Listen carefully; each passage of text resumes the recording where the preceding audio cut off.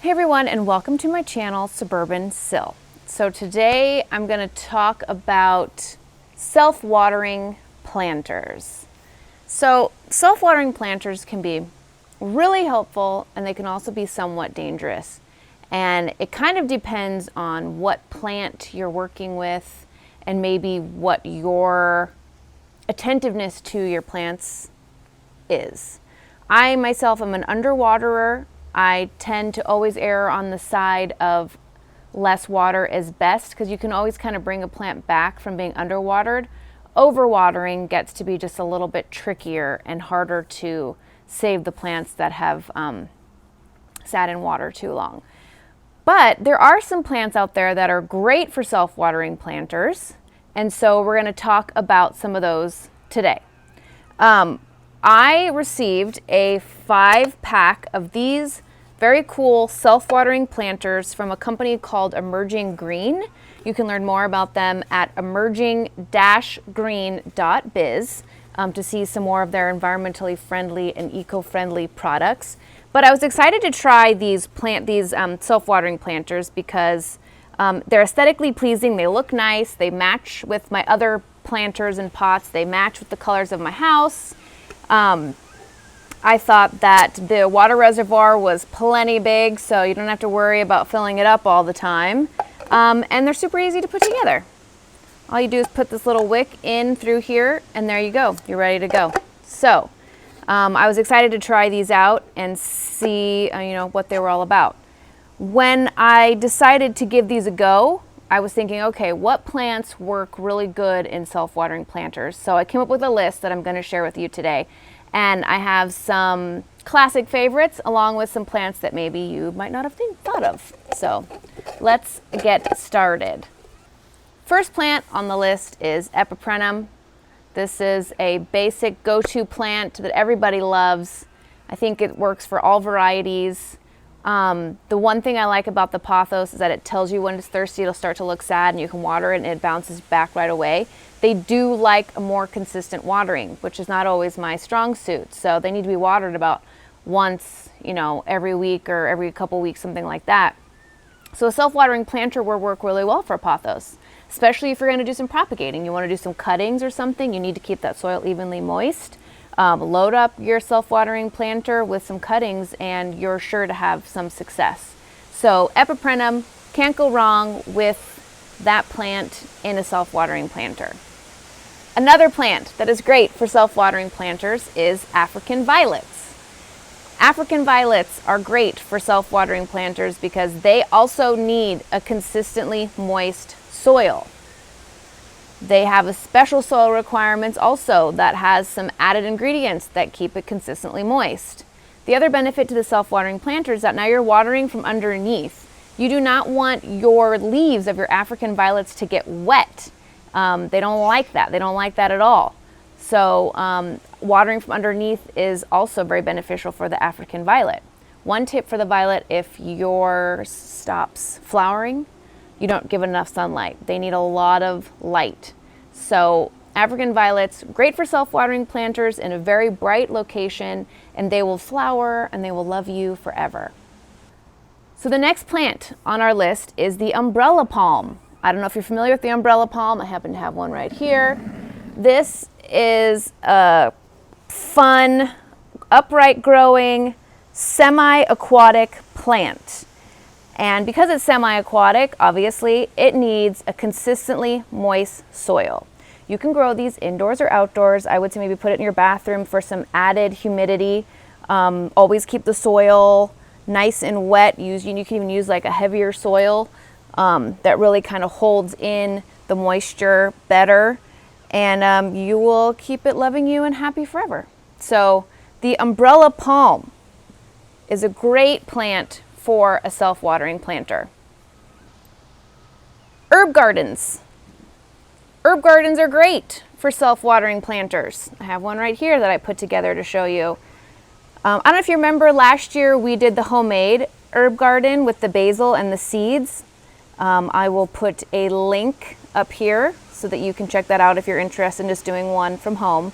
But doing an herb garden in your windowsill with a self-watering planter will be great all season long. So here I have some basil, some mint, and some cilantro. If you grow cilantro in your garden, you'll know that it's very thirsty.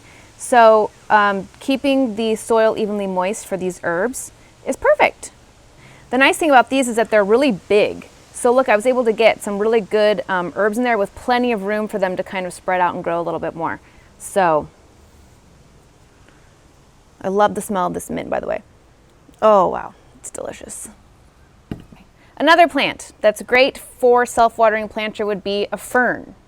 Okay, they're very thirsty. They like I don't want to say very thirsty. They like an evenly moist soil, and they like added humidity. So like your Bostons and even your bird of paradise. The nice thing about the bird of paradise in a self-watering planter, once again, is when you water from the top, you risk getting water in the nest of the bird's nest, and that can cause rot. So if you are watering from underneath, I think you know, and maybe you have that problem, try a self-watering planter where you're watering from the beneath, and then you won't see that rot in the middle of the bird's nest because you're not getting water in there.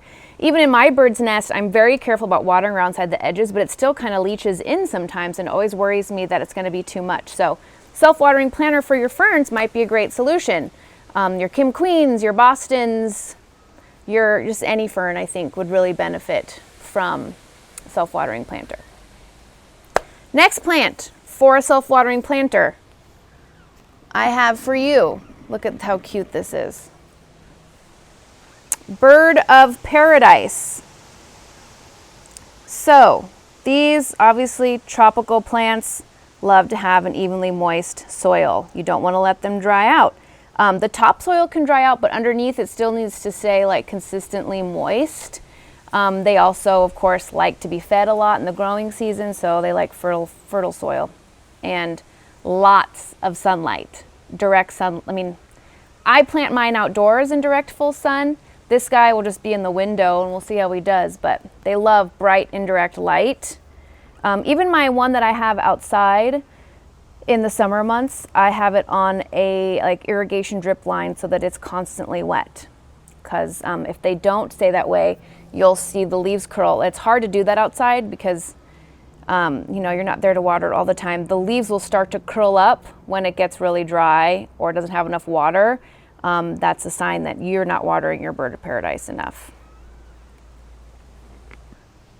Another plant for your self-watering planter, Fertonia. Fertonia hates my guts. It is very hard for me to grow Fertonia because it needs constant water. Its soil needs to be constantly wet. You'll notice the Fertonia one day it'll look cute and beautiful, and the next day you look at it and it's just like wilted and like dying and dead. Sometimes they bounce back, but then they get really leggy and they're not as cute, not as attractive. That's because you're not watering it enough. I typically stay away from Fertonia. Sometimes I'll put them outside in my garden when I know that it's getting enough water, but they do not get along with me and my, I guess, plant lifestyle. But if I had one in a self-watering planter, it might do a little bit better. I also think Rex begonia would be a good candidate for a self-watering planter. They require an evenly moist soil. They require high humidity. They need more moisture. But that's also a tricky one where they can really go south quickly when overwatered. So if you were going to do a Rex begonia in a self-watering planter, you might just want to keep an eye on it, run a test run, and see like how it goes. But I do think that you could do a Rex begonia in a self-watering planter and be successful. So this last plant I have, this one's different. It's not very common. This one is called, I have to look at the name because I'm going to pronounce it wrong. Monolina primuliflora. Monolina primuliflora. So this is a caudex type plant. And unlike most of those types of plants that require more, to be on the drier side, this one has to stay wet. So this is a great candidate for a self-watering planter because if you let it dry out even just a little bit, it'll go dormant and drop all of its leaves. So this one I picked up on the plant rescue shelf. So make sure and subscribe to my channel so you can keep up to date on what's happening with this plant, as I will be doing a plant rescue video featuring this plant very shortly. So make sure and subscribe so you can see where it goes. I've never had one of these before, so it's going to be really interesting to see how it turns out. But I picked it up because I felt like, look, it already has green on it. I mean, my guess is it was on the plant rescue because they let it dry out and it dropped its leaves. So I got it for a steal. What normally would have been like, you know, upwards of 30 bucks, I got it for 10. So that's worth it, I think. Anyway, if you'd like some more information on emerging green and how you can purchase these planters, I think you get 5 in a pack for under $30, so it's actually a really good deal. Also, they're all 6-inch, so you have a lot of room to work with if you want to get like a really nice big plant in there, or a lot of herbs, whatever you're feeling. So to learn more about emerging green, check out my description. I'll put some links. Also, check out my website, SuburbanSill.com. Visit my plant shop. I do a new plant every week. I've had some really fun stuff. Quantities are limited, but check it out. You might find something that you like.